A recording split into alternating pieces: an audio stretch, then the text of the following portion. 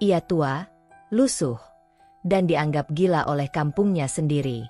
Hidup sebatang kara di gubuk reot yang nyaris runtuh. Tak ada yang peduli, tak ada yang sudi menyapanya. Anak-anak berlari ketakutan. Para tetangga menutup pintu rapat-rapat. Tapi siapa sangka, dalam waktu singkat, 8 wanita cantik dari kota justru datang satu persatu, dan semua memohon untuk dinikahi oleh Mbah Wiryo. Dari selebgram, psikolog, pengusaha, hingga mahasiswi. Semuanya rela meninggalkan dunia glamor demi hidup bersama pria tua bau tanah itu. Tapi, malam itu, saat suara tawa berubah jadi bisikan sunyi, sesuatu terjadi. Sesuatu yang mengubah segalanya. Yang membuat semua orang sadar, kisah ini bukan sekadar cinta, tapi juga kutukan. Kamu harus nonton sampai akhir. Karena satu kejadian di akhir cerita ini akan mengguncang isi kepalamu. Yang sudah subscribe dan like, saya doain hari ini dapat rezeki melimpah, dan disembuhkan dari segala penyakit oleh Allah. Jangan lupa absen di kolom komentar. Dari daerah mana saja kamu menonton video ini? Di ujung kampung yang bahkan tak terjangkau sinyal ponsel, berdiri sebuah gubuk yang lebih mirip kandang kambing. Dindingnya dari bilik bambu yang bolong di sana-sini. Atapnya bocor. Lantainya becek jika hujan datang. Di dalamnya tinggal seorang pria renta yang tak pernah diundang warga untuk apapun. Namanya Mbah Wiryo. Tubuhnya kurus seperti batang jagung yang dikerat musim kemarau. Rambutnya memutih tak terurus. Kadang berbau menyengat karena jarang menyentuh air. Ia duduk sendiri dari pagi hingga senja, menatap langit seperti sedang berbincang dengan yang tak kasat mata. Kadang ia tertawa kecil sendiri, kadang menangis lirih tanpa suara. Anak-anak takut mendekat. Para ibu berbisik sambil menarik anak mereka menjauh. Jangan dekat-dekat, nanti ketularan gila. Lelaki tua itu hanya diam. Tak pernah membalas hinaan. Tak pernah marah. Ia hanya mengangguk pelan, seolah semua cacian tak lebih dari angin lalu. Setiap sore, Mbah Wiryo berjalan tertatih ke pinggir sawah. Ia memunguti sisa sayuran yang dibuang petani. Kadang, jika beruntung, ia mendapat upah sepiring nasi basi dari membersihkan kandang ayam milik warga. Tapi ia tak pernah mengeluh. Tidak sekalipun. Suatu sore, langit kampung menggantung kelabu. Angin berembus membawa aroma tanah basah. Mbah Wiryo membawa seikat daun pisang yang sudah hampir lapuk. Itu satu-satunya alas tidurnya di malam hari. Ia berjalan menyusuri jalan setapak di tepi hutan, saat telinganya yang sudah mulai tuli menangkap suara, sebuah jeritan panik. Ia menghentikan langkah, menajamkan telinga. Ya Allah, ban mobilku. Di tikungan becek tak jauh dari situ, terlihat sebuah mobil kecil berwarna merah menyala. Di sampingnya berdiri seorang perempuan muda, rambut panjangnya berantakan, pakaiannya penuh lumpur. Ia tampak putus asa, memegang ponselnya tinggi-tinggi, tapi tak ada sinyal. Mbah Wiryo mendekat dengan langkah pelan, menunduk rendah. Enduk. Kenapa? Wanita itu menoleh cepat. Wajahnya kaget melihat penampilan lelaki tua yang dekil itu. Ban saya kejebak. Saya gak tahu harus ngapain. Ucapnya lirih dengan suara gemetar. Mbah Wiryo tak berkata apa-apa. Ia meletakkan daun pisangnya di tanah, melepas sandal karetnya, lalu masuk ke kubangan lumpur. Ia jongkok, mengorek tanah dengan tangan kosong. Ia angkat batu satu persatu dan menyusunnya di bawah ban. Tangannya berlumuran tanah, bajunya makin kumuh, tapi ia tetap bekerja. Tanpa suara, tanpa pamrih. Waktu berjalan hampir 1 jam. Perempuan itu hanya menatap, tak percaya. Dan tiba-tiba, roda mobilnya lolos. Mobil itu bisa bergerak kembali. Perempuan itu terpaku. Lalu air matanya jatuh. Terima kasih, Pak. Saya gak tahu harus ngomong apa. Ia merogoh dompet, menyodorkan beberapa lembar uang. Tapi Mbah Wiryo menggeleng lemah. Saya cuma bantu. Enduk, endak usah bayar. Perempuan itu mematung. Lalu, untuk pertama kalinya ia menatap wajah lelaki tua itu lebih dekat. Di balik kulit keriput dan rambut acak-acakan itu, ada sepasang mata yang bersih, jernih. Bukan mata orang gila, melainkan mata seseorang yang sudah terlalu lama hidup dalam sepi. Aku, Nadia, gumam perempuan itu pelan. Boleh aku datang lagi besok? Cuma untuk mengucapkan terima kasih yang benar. Mbah Wiryo tak tahu harus menjawab apa. Tapi pelan, ia mengangguk. Dan di wajah tuanya, sebuah senyum kecil muncul. Tulus, lelah, dan hampa. Senyum itulah yang akan memulai sebuah kisah yang tak pernah dibayangkan oleh siapapun di desa itu. Keesokan paginya, sinar matahari masih mengintip malu di balik bukit saat Mbah Wiryo duduk di depan gubuknya. Ia sedang merapikan alas tidur dari daun pisang yang sudah mengering. Jemarinya gemetar. Usianya tak muda lagi. Tapi pagi itu, ada yang berbeda. Matanya tak lagi kosong. Hatinya gelisah oleh sesuatu yang bahkan tak bisa ia pahami. Lalu suara itu datang. Pak Wiryo. Ia menoleh cepat. Di bawah pohon besar yang tumbuh di pinggir jalan desa, mobil merah itu berhenti. Dari dalamnya turun seorang perempuan dengan baju putih sederhana dan keranjang besar di tangan.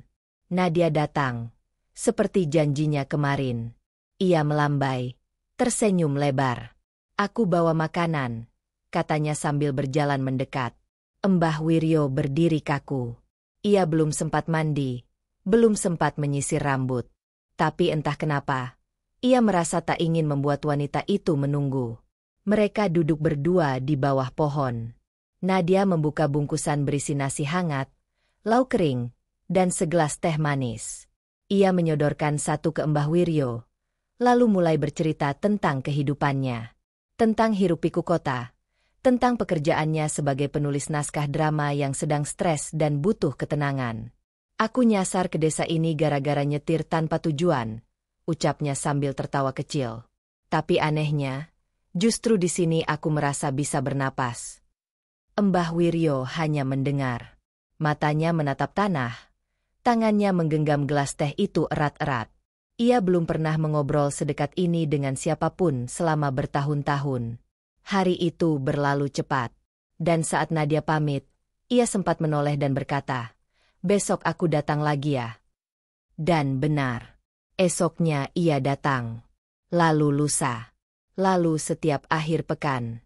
Kadang membawa makanan, kadang pakaian, kadang hanya cerita-cerita kecil yang membuat Mbah Wiryo tersenyum pelan. Warga mulai resah. Mulut-mulut mulai berbisik. Itu cewek kota kok sering banget ke gubuk Mbah Wiryo. Jangan-jangan dia dikasih pelet. Jangan sampai anak gadis kita ketularan. Lalu datang hari yang mengejutkan semua orang. Di balai desa, Nadia berdiri di hadapan warga yang berkerumun dan berkata lantang, "Saya ingin menikah dengan Mbah Wiryo." Suasana hening.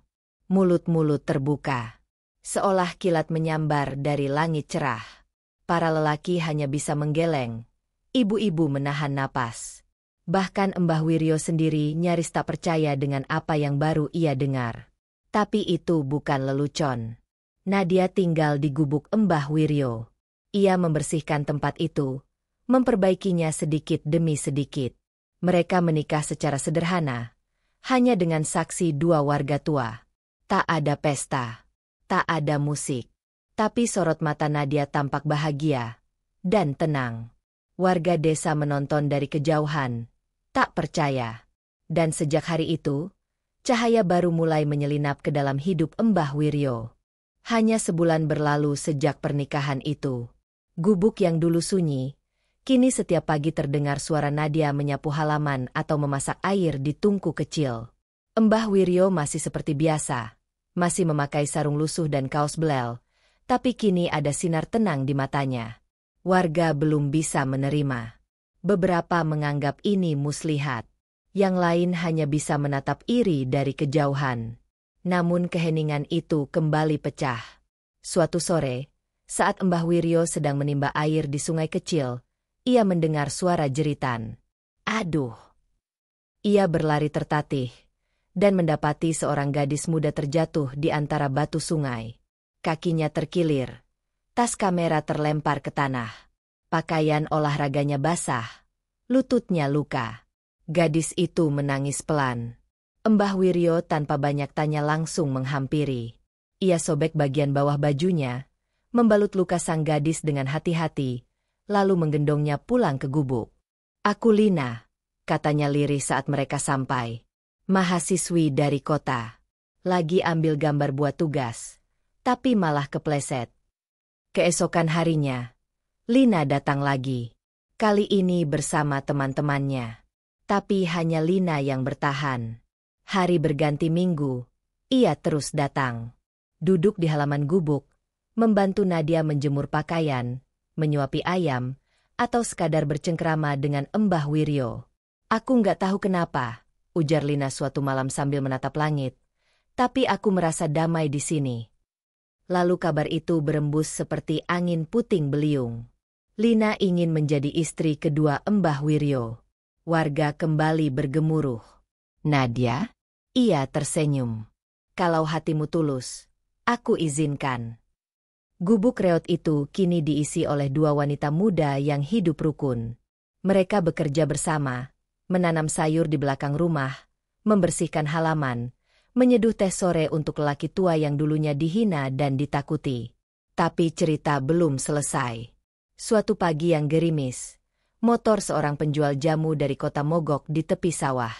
Gadis itu bernama Alia, muda dan ceria. GPS-nya rusak. Ia panik, dan Mbah Wiryo kebetulan lewat.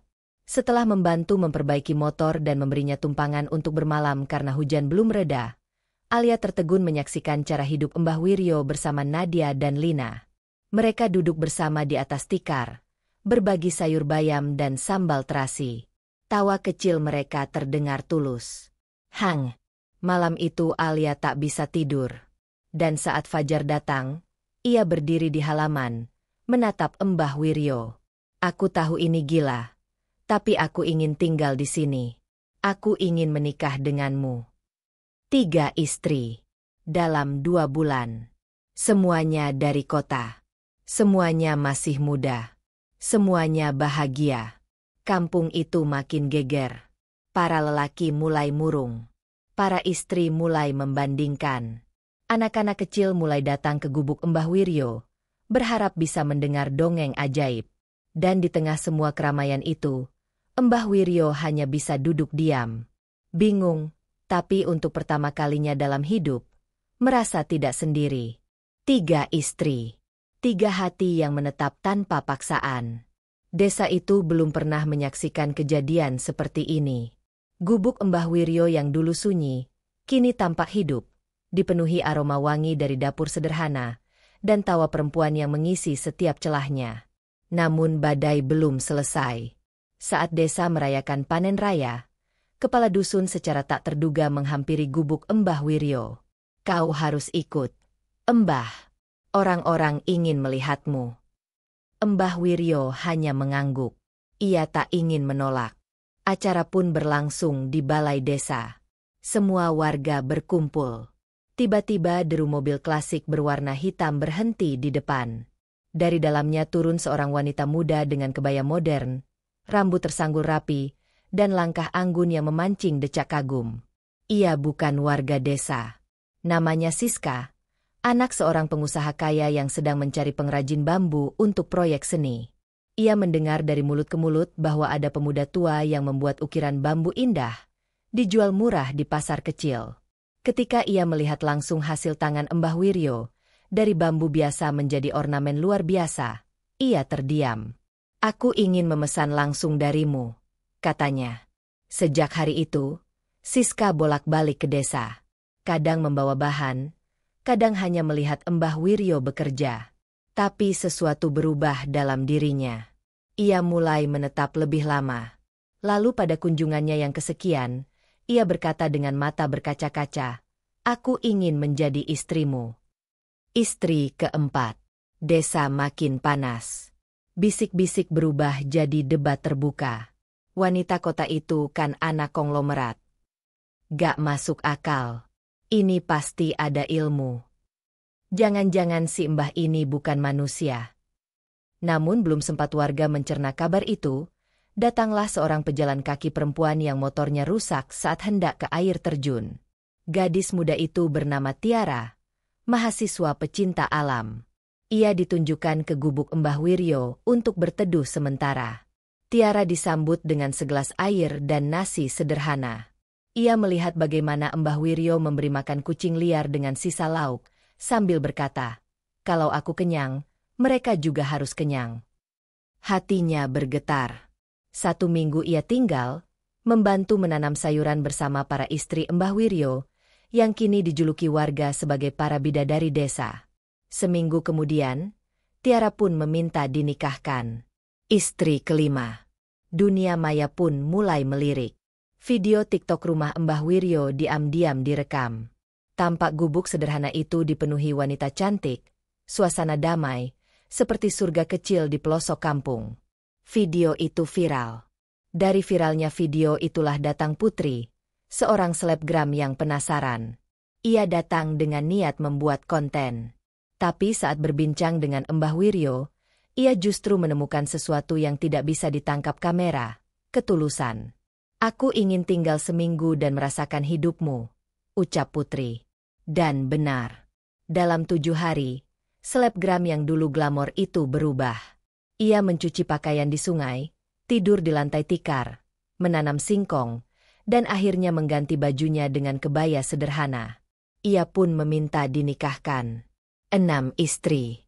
Dan semua wanita itu hidup rukun. Saling membantu. Tak ada kecemburuan. Tak ada teriakan. Hanya senyuman dan kerjasama. Namun di balik itu semua, awan gelap mulai menggelayut di atas desa. Karena satu demi satu, para wanita mulai membandingkan suaminya dengan Mbah Wiryo. Desa yang awalnya tenang kini berubah menjadi ladang bisik-bisik. Para lelaki mulai gelisah. Beberapa istri mereka mendadak jadi pendiam. Ada yang berani berkata lantang, "Kenapa kamu gak bisa sebaik Mbah Wiryo?" Suasana makin tegang ketika seorang istri muda dari kampung sebelah diam-diam mencoba kabur ke rumah Mbah Wiryo. Ia mengaku ingin belajar hidup sederhana di sana. Warga segera menahannya. Tapi itu cukup untuk menyulut bara. Ketua adat memanggil rapat para tetua. "Kalau ini terus dibiarkan, desa bisa rusak. Kita harus tahu rahasia Mbah Wiryo." Malam itu, 2 warga nekat menyelinap ke halaman gubuk. Mereka ingin mengintip, mencari tahu apa yang sebenarnya terjadi. Apakah benar Mbah Wiryo punya ilmu pelet? Atau mungkin ada mantra di balik senyum tuanya? Tapi yang mereka lihat hanyalah pemandangan yang tak terduga. Di bawah cahaya redup lampu minyak, tampak Mbah Wiryo duduk bersila, membaca buku bekas dengan pelan. Sementara para istrinya tidur berserakan di halaman, beralaskan tikar dan selimut tipis. Tak ada dupa, tak ada sesajen, tak ada suara aneh. Hanya keheningan dan aroma kayu bakar yang tersisa. Justru itu yang membuat orang makin bertanya-tanya. Bagaimana bisa lelaki tua yang hidup dari nasi sisa bisa membuat 8 wanita cantik dari kota merasa cukup dan bahagia? Isu makin berkembang. Ada yang bilang Mbah Wiryo menemukan kitab kuno di hutan. Ada yang menuduhnya memelihara jin perempuan. Bahkan seorang dukun dari desa sebelah sempat datang diam-diam dan melemparkan garam ke halaman rumah Mbah Wiryo. Tapi wajah dukun itu justru pucat, dan ia kabur tak pernah kembali. Tapi Mbah Wiryo tetap hidup seperti biasa. Ia menyapu halaman, menyiram tanaman, memahat bambu jadi ukiran indah. Dan setiap hari, 8 wanita itu hidup bersamanya dalam damai. Sampai pada suatu sore yang cerah, datanglah seorang wanita muda yang berbeda dari semuanya. Langkahnya tenang, bajunya modis, rambutnya panjang dan dibiarkan tergerai. Di matanya ada sorot kebijaksanaan yang tak biasa. Namanya Diana. Seorang pengusaha butik terkenal yang datang bukan karena tersesat, tapi karena ingin mencari makna hidup. "Aku ingin tahu," katanya kepada Mbah Wiryo, "apa itu bahagia yang tak bisa dibeli dengan uang?" Ia tinggal beberapa hari, dan setiap malam duduk berbincang di beranda. Ia menyaksikan sendiri bagaimana gubuk kecil itu dipenuhi tawa tanpa kemewahan. Diana mulai berubah. Ia melepaskan perhiasannya, mengganti bajunya dengan kebaya, dan memutuskan untuk tinggal. Malam itu, di bawah langit penuh bintang, Diana dan Mbah Wiryo menikah. Tak ada pesta, tak ada keramaian. Hanya lampu minyak, tikar pandan, dan keheningan yang sakral. Istri ketujuh. Namun, meski gubuk itu semakin penuh dengan cinta, kegelisahan mulai tumbuh di dalam hati Mbah Wiryo sendiri. Hari-hari terus bergulir, dan nama Mbah Wiryo makin ramai diperbincangkan. Tak hanya di desa, tapi juga di media sosial, televisi lokal, hingga forum-forum online yang penasaran dengan kisah kakek 8 istri. Di tengah kehebohan itu, datanglah seseorang yang berbeda dari semua perempuan sebelumnya. Ia tidak tersesat. Ia tidak membawa kamera. Ia tidak membawa makanan atau pakaian. Namanya Cassandra. Seorang ahli psikologi terkenal dari kota besar, yang datang bukan untuk mencari cinta, tapi jawaban. Ia ingin memahami bagaimana bisa seorang pria tua, yang menurut semua standar dunia modern adalah tidak layak, justru berhasil membangun rumah tangga yang dicari banyak orang seumur hidup. Ia menemui Mbah Wiryo dengan catatan di tangan, mata yang waspada, dan hati yang dingin. Tapi begitu berbicara, ia dibuat tertegun. Tidak ada ucapan manis. Tidak ada bualan besar. Hanya suara lembut dan tenang dari Mbah Wiryo yang berkata, "Saya cuma ingin hidup tenang, Mbak." Cassandra tinggal di rumah itu beberapa hari. Ia menyaksikan bagaimana para istri bekerja sama tanpa komando. Bagaimana tidak ada perebutan perhatian, tidak ada drama cemburu, tidak ada luka dalam diam. Yang ada hanya kebersamaan. Satu sore, Cassandra duduk berdua dengan Mbah Wiryo di beranda. "Tidak ada trik ya?" tanyanya lirih. "Tidak," jawab Mbah Wiryo tanpa menoleh. "Tidak ada ilmu pelet? Tidak ada teknik memikat?" "Tidak ada." Cassandra menghela napas panjang. "Lalu apa yang membuat semua wanita ini tinggal?" Mbah Wiryo hanya tersenyum. "Saya gak tahu. Tapi saya menerima mereka dengan tulus." Malam itu Cassandra menangis sendiri di dalam kamar kecil yang ia tempati. Air mata yang entah untuk apa. Mungkin untuk kesunyian dalam hidupnya sendiri yang tak pernah ia akui. Mungkin karena melihat seseorang yang dianggap gila, justru memiliki apa yang ia kejar selama ini, kedamaian. Esok harinya, Cassandra memohon kepada Nadia dan para istri lainnya. "Izinkan aku menjadi istri ke-8. Dan sekali lagi, semua wanita itu mengangguk, tanpa cemburu, tanpa syarat. Kini, rumah Mbah Wiryo benar-benar hidup. Anak-anak kecil mulai datang, menempel di pagar, berharap bisa mendengar dongeng dari kakek yang dulu mereka takuti. Setiap malam, halaman itu dipenuhi tawa kecil. Setiap pagi, asap dapur naik dari tungku yang sama. Para istri menanam, memasak, mencuci, dan tidur bersamaan di bawah langit kampung. Tapi di balik semua itu, ada kekosongan di dalam dada Mbah Wiryo yang belum terisi.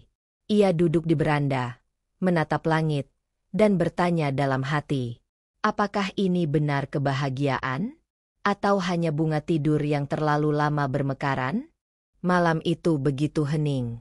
Angin berembus pelan, membawa aroma tanah lembab dan suara jangkrik yang berirama pelan. Di halaman gubuk, para istri Mbah Wiryo tertidur di atas tikar pandan yang digelar berjajar. Beberapa memeluk guling, beberapa masih berbincang sambil menatap bintang-bintang. Mbah Wiryo duduk sendiri di beranda. Tubuhnya membungkuk. Tatapannya kosong menembus langit yang tak bersuara. Di tangannya tergenggam secari kertas lusuh, sebuah doa yang dulu ia tulis sendiri bertahun-tahun silam. "Allah, jika aku harus sendiri, kuatkanlah hatiku. Tapi jika kau izinkan aku merasakan cinta walau sebentar, aku akan bersyukur sampai akhir waktu." Angin mendadak berubah. Hembusannya makin kencang. Daun-daun bambu di sekitar rumah bergesek dan menghasilkan suara lirih yang menggigit. Lampu minyak di beranda bergetar. Cahayanya meredup perlahan. Lalu, suara tawa anak-anak yang biasanya riuh setiap malam itu, tiba-tiba hilang. Sun. Mbah Wiryo menoleh. Ia memanggil satu persatu nama istrinya. Nadia. Lina. Alia. Siska. Tiara. Putri. Diana. Cassandra. Tak ada jawaban. Ia berdiri tergesa. Nafasnya memburu. Ia berjalan ke halaman. Kosong. Tak ada tikar. Tak ada bantal. Tak ada tubuh-tubuh yang tertidur damai. Rumahnya kini hanya gubuk tua berlubang, dengan atap terpal yang koyak. Lantai tanah becek. Dinding bambu penuh celah. Ia berlari ke dapur. Kosong. Ke belakang rumah. Sunyi. Ke pinggir sungai. Hanya air yang mengalir pelan. Mbah Wiryo terduduk di tanah. Tubuhnya gemetar hebat. Keringat dingin mengalir deras dari keningnya. Dadanya sesak. Napasnya tak beraturan. Lalu ia memejamkan mata. Ketika membukanya, ia melihat dirinya sendiri, terbaring di atas tikar lusuh, di dalam gubuk reot yang selama ini memang tak pernah berubah. Tak ada istri, tak ada anak, tak ada tawa. Hanya dirinya, dan mimpi panjang yang ternyata terlalu indah untuk jadi kenyataan. Ia mengusap wajahnya yang basah. Bibirnya bergetar menyebut nama Allah. Tapi tak ada air mata. Yang ada hanya kesadaran bahwa malam ini ia kembali sendiri. Ia bangkit perlahan. Tangannya meraba dinding bambu yang kasar. Ia berdiri di depan pintu gubuknya, memandang langit yang masih gelap. Lalu ia berbisik lirih. Terima kasih, Allah. Walau hanya dalam mimpi, aku pernah merasa dicintai. Dalam hidup ini, tak semua yang tampak sederhana berarti hina. Dan tak semua kemewahan benar-benar memberi ketenangan. Allah menguji hambanya bukan hanya dengan kesusahan, tapi juga dengan mimpi dan angan, agar manusia tak lalai dari kenyataan dan selalu kembali padanya. Sebagaimana firman Allah dalam Al-Quran. Sesungguhnya kami telah menciptakan manusia berada dalam susah payah. Quran Surat Al-Balad 4. Karena sejatinya, kedamaian hati bukan berasal dari banyaknya yang kita miliki, tapi dari seberapa dalam kita bersyukur dan menerima takdir Allah dengan lapang dada. Cerita ini adalah kisah fiktif yang dibuat seolah-olah nyata semata-mata untuk diambil pelajaran dan hikmahnya, bukan untuk diakini sebagai kejadian sungguhan. Pompa konfeti, terima kasih banyak buat kamu yang sudah menonton sampai akhir. Orang dengan tangan terlipat jangan lupa untuk like, komentar pendapatmu di bawah, dan subscribe channel ini jika kamu merasa cerita ini menyentuh hatimu. Balon ucapan tulis juga di komentar. Kamu nonton dari daerah mana? Kita sapa-sapaan yuk di kolom komentar. Sampai jumpa di kisah inspiratif lainnya.